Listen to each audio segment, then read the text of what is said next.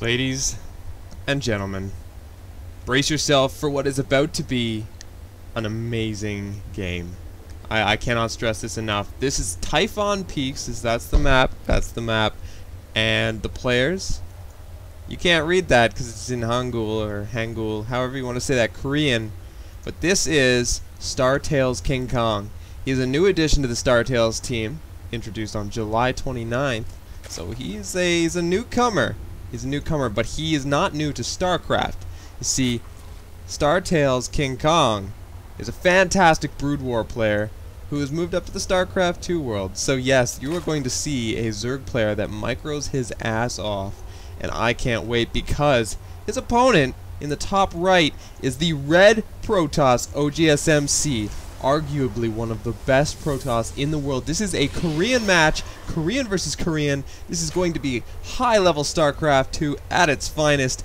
And, oh, God, yes. Okay, so if you don't know anything about Ogsmc, man, he's one of my favorite players to watch because the guy knows his shit. He's won 2 GSLs. He won a DreamHack very one-sidedly. He beat my favorite Protoss player, Whitera.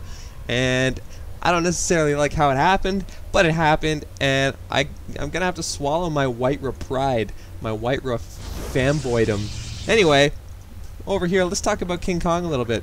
Like I said, brand new addition to StarTales, and because he's coming from Brood War, he's gonna have APM that is off the hook. I mean, we can't tell much from the beginning because that could be spam APM, but he's already sitting on 300. Look at that shit. That's not even fair. I can't do that at all. No. So we're gonna go back to the production tab, and I'm really interested to see what kind of style of play he's going for. Like, I've never seen this guy play, so are we gonna see like a macro style Idra, or are we going to see, you know, like a July Zerg, freaking all-in rush? Not all-in, but you know what I mean, like high-pressure July Zerg style. Ogsmc here, he is getting ready to block that hatch, expecting the macro play. I don't know, maybe Ogsmc knows this guy. Maybe he knows his style of play. He knows that he's going to be seeing that early hatch. But no. Look at this. We are seeing early speedlings. He's going right for the speed. That was the plan all along. So we are seeing a pressure Zerg. And this is going to be so freaking exciting because we're going to see a lot of micro from this guy. I can only imagine. Now this actually looks... I didn't watch the beginning of the build, but this actually looks a lot like a build that the SSN clan uses in multiplayer games. I wish I saw the beginning. I wanted to know when that pool went down. Did he extract a trick? How many harvesters is he at? Income. We are seeing 14 harvesters, so he's going to be behind on income unless he chooses to produce drones now, and that is what he's doing. So there's the hatch. This is not the build that the SSN clan uses. Just some early... So I'm thinking this is a 10 pool speedling build. That's what this looks like. And that's just to introduce 4 lings. It's going to punish the Protoss player if he did not wall, but he did. Ogsmc quickly getting that Zealot and a Sentry out, so he is more than covered and saving his early... I was going to say drone, but that's not a drone, that's a probe. Guys, 300 subscribers. Oh, I'm excited. Thank you to everyone who subscribed, and thank you to everyone who continues to watch, guys. I love your company, and I love casting StarCraft 2, so continue to watch. Stick with me. This is going to be an exciting few months ahead of us as I'm once again keeping in touch with Team Vile and big things in the future. Now, I can't read that. I know that someone in the comments, I can't remember your username, sorry man, you offered to translate Korean, so go nuts, buddy. It's all you. Now look at this. We have a huge stream of Zerglings coming down the middle of the map, and it is 38 supply to 35. So we do have more supply on the Protoss side of things, but he doesn't really have much firepower. It's going to be up to his force fields. He shouldn't have to let this go down, although they're DPSing it fast. He has to do something quick or he would be forced to cancel that, and he is going to be he does have to cancel that Nexus, so these Lings do deny what is supposed to be a fast expand from Ogsmc.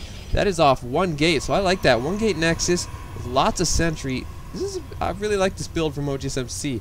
I'm actually, I might have to try that, but so far so good, man.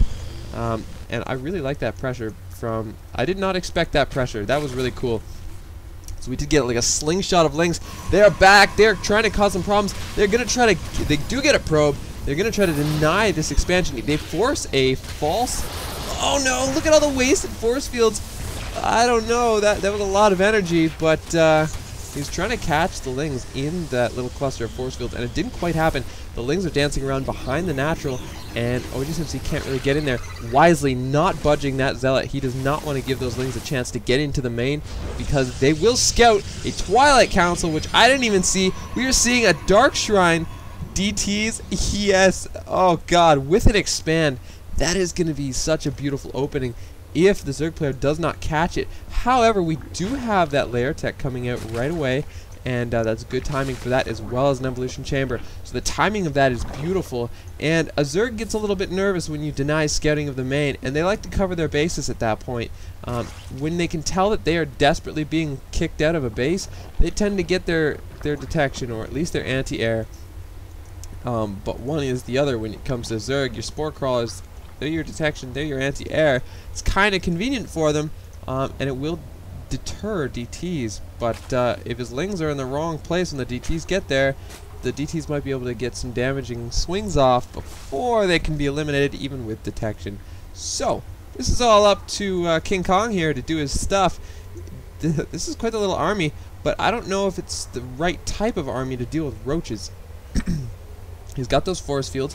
He will be able to cut the army up, but he needs to meet a good choke for the situation. He can at the very least escape, because he does, like I said, have force fields. And this roach is going to take the tower.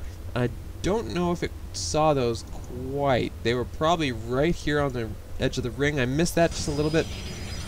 But Ogsmc getting a cannon, which is a good choice, because he can use the force fields to keep them out of range of the cannon. And he doesn't really have much range in this army, so he'll need something like that. 2 DTs, which I think STKingKong spotted.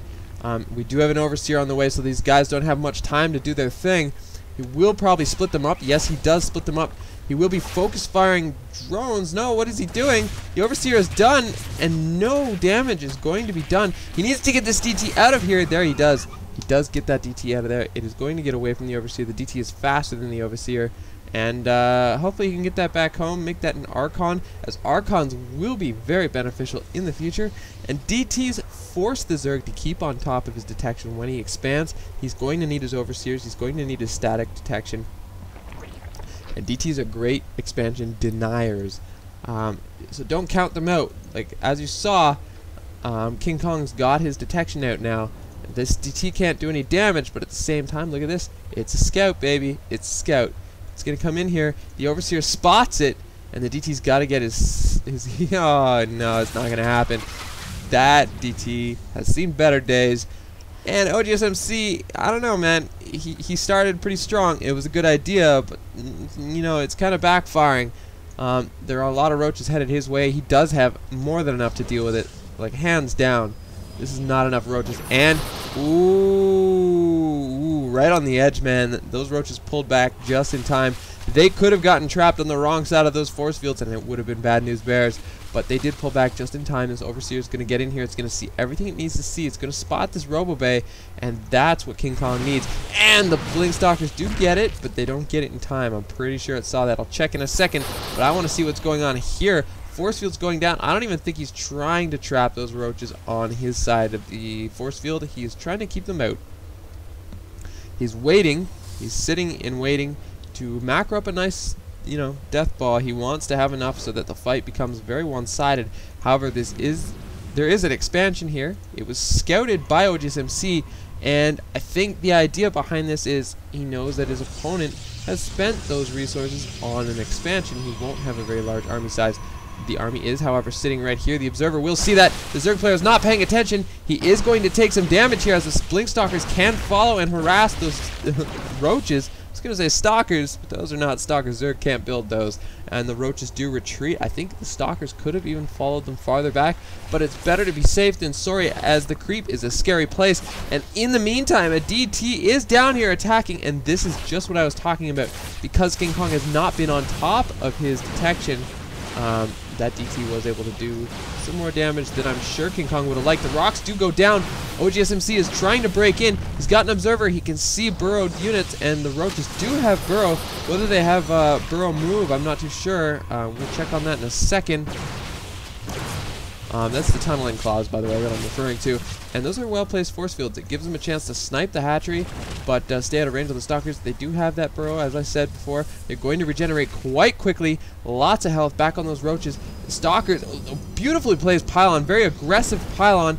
Lots of stalkers, lots of zealots. There's a lot of meat in this army. The stalkers are going the long way.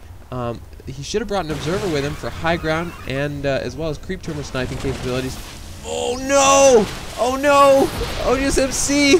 Oh, that was close. But I think King Kong wisely backing out. If he popped up, that would have been a scary place for him. As well as the observer was there, and if he kept laying down force fields, all the roaches could do is move well burrowed, which allows the stalkers to pick them off while they are moving because they're so slow. However, they do regenerate health quite quickly, so it would take quite a few shots for the stalkers to actually kill them, but it's not a favorable engagement, and it is very wasteful.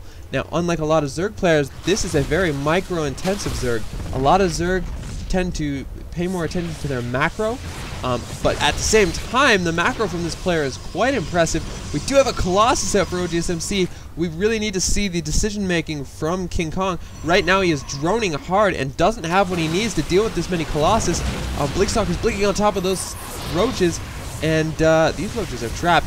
No, we are seeing that A attack from the Zerg, the one you never want to see, but the one you see so frequently, as they do tend to have to bounce back to their hatcheries to inject, and you can see that is what he was doing. And he does get most of his roaches out of there, though. So quite an intense game so far. Both players kind of taking shots at each other, but not really committing. Ogsmc does not want to get too far on that creep. You can see, though, that the creep spread is not too intense from this player.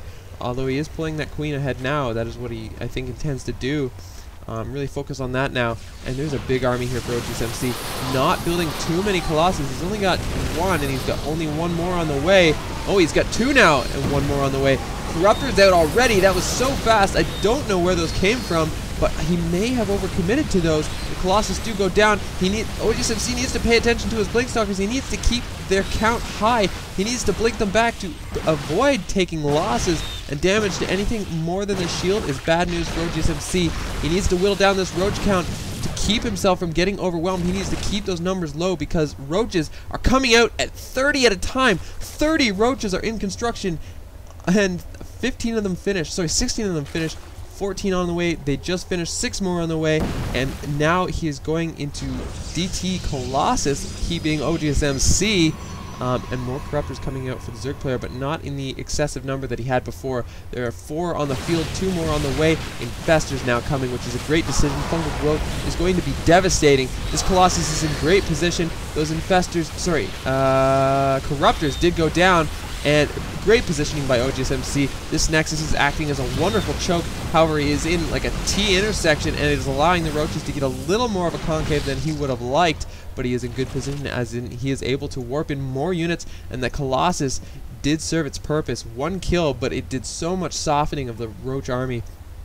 Once these Infestors hit the field, once they have enough energy, oh, that's too bad. Pathogen glands finished just after those roaches. Oh, look at this! Ogsmc gets in on the Infestors, sniped them the second they came out. They had no energy, they were useless, and Ogsmc pushes in on the roaches as they are vulnerable without the Infestors, and that is a lot of gas spent that can't be returned into roaches. What a pickup by Ogsmc. I don't even know how he spotted that, whether that was just an attack of opportunity or if he just lucked out. I don't even know. But oh my goodness, that was such a lucky find for Ogsmc, and that could win him the game. Corruptors here trying to pick off the Colossus, but there's so many Stalkers. Even if that Colossus goes down, it doesn't matter. Ogsmc with 3 weapons upgrades, and he's just sniped the 3rd from the Zerg, which is bad news. It is bad news back and forth. StarTale's King Kong, he is, like I said, brand new to StarTales, and StarTales has no clan to laugh at. They are quite talented, but he is up against a legendary Ogsmc, and he may have met his match. I don't know, but it looks like he's getting swallowed by the sheer number of Stalkers here, as well as the Colossus support. The Corruptors can't do anything, and he really needed to transition into those Infestors. It was a good choice to go to Infestors, but he's forced to GG as he is overwhelmed. Man, I think Ogsmc could have been in trouble if he didn't get those infestors when he did, but he did, and that was a huge tide turner. They were pretty even for a while. Ogsmc, he managed to keep himself on even base. I think King Kong needed another expansion, as you do not want to be on par. Although it looks like he was trying to do something here, and DTs were causing a ruckus. I actually missed that. But man, guys, what a game. I enjoyed that. I hope you guys did too. Guys, I'm STKingKong. You're watching StarCraft Inc.